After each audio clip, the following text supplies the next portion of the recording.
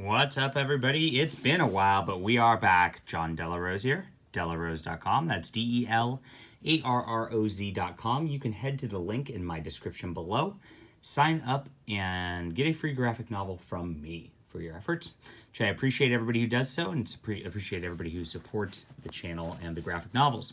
Now, this is the Submariner, and this is an epic collection I'd actually been waiting for a long time. I mean, it's Stan Lee, it's Jack Kirby, it's Gene Colan. There you go. And it's interesting collections. They went through, this is one of those, like, I would say, character-centric collections. So it's like they didn't just go through one title. And we've got a couple of these. We've got, like, the Silver Surfer. Volume 1 is very similar to this.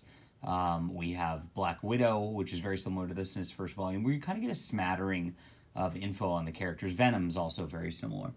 But this one contains Fantastic Four, number 4, 6, 9, 14, 27, and 33 in annual number 1. All of those are already printed in other epic collections under the Fantastic Four banner. Strange Tales, number 107 and 125, and those are included in the Human Torch and Thing complete collection, if you guys have that. Avengers 3 and 4 are also in those epic collection, X-Men 6 also in that epic collection. Daredevil 7 in that epic collection. And Tales to Astonish 70 and 76. So if you get Fantastic Four Epic Collections Volume 1 and 2, you get that complete collection. You get the Avengers Epic Collection Volume 1, X-Men Epic Collection Volume 1, and Daredevil Collection Volume 1.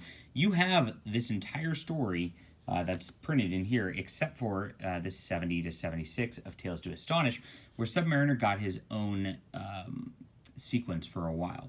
So you can get most of these early appearances in other volumes, and you're just missing that one part. Kind of annoying, maybe for collectors here, but I'm happy with it. I'm just happy the Submariner's getting done, because I really wanted to read those stories at the end of this book. I actually went through and I read this entire thing from front to finish, even though I'd already read actually every single one of these stories within the last couple years. And you see they've got a nice table of contents right here. But the Submariner first shows up. If you don't know the history of the Submariner, he was actually part of old Marvel Comics, which was Timely Comics in the 1940s.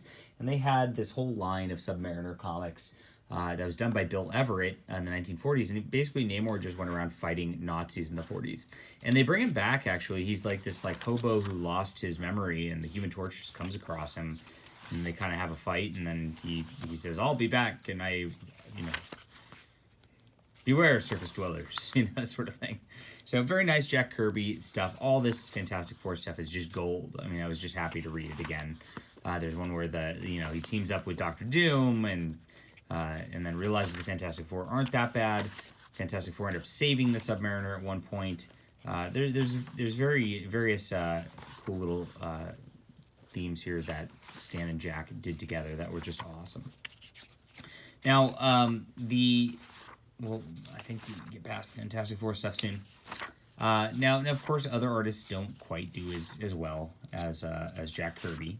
You can't expect that. And Fantastic Four, I think, is the first almost half of the book. And we get into Avengers. And this is interesting. So we have on the Avengers also Jack Kirby at this point. So you get some interesting takes on these characters, like Iron Man from Kirby.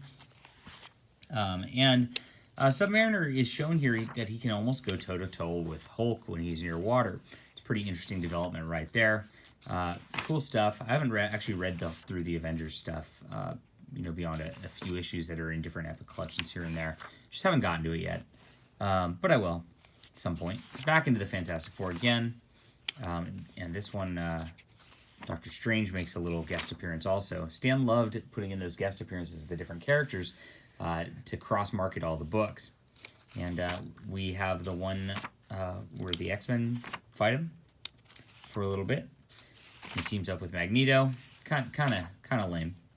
And then we get into these Strange Tales. If you are Epic Collection only and you are not getting the complete collection of this book, you probably might not have read this.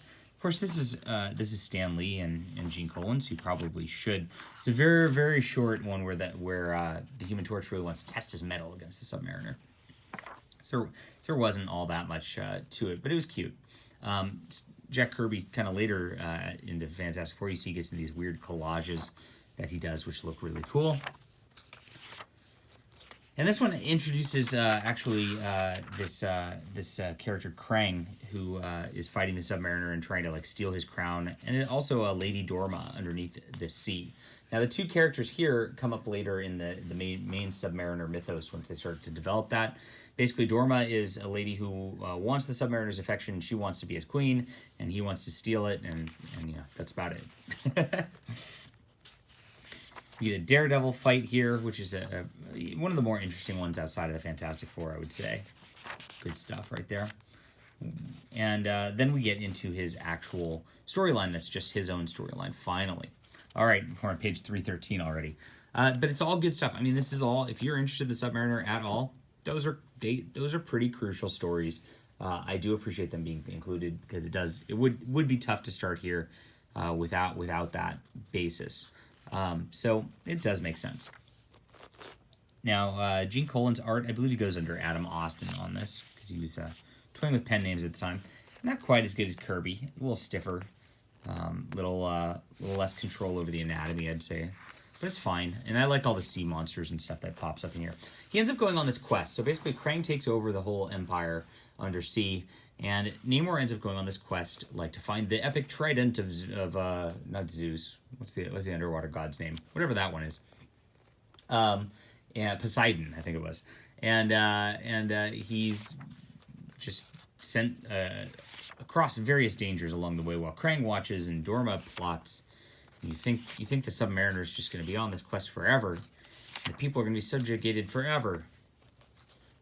But eventually, Krang subjugates Dorma. That's a very nice drawing of Dorma right there. Really like the full-page spread there.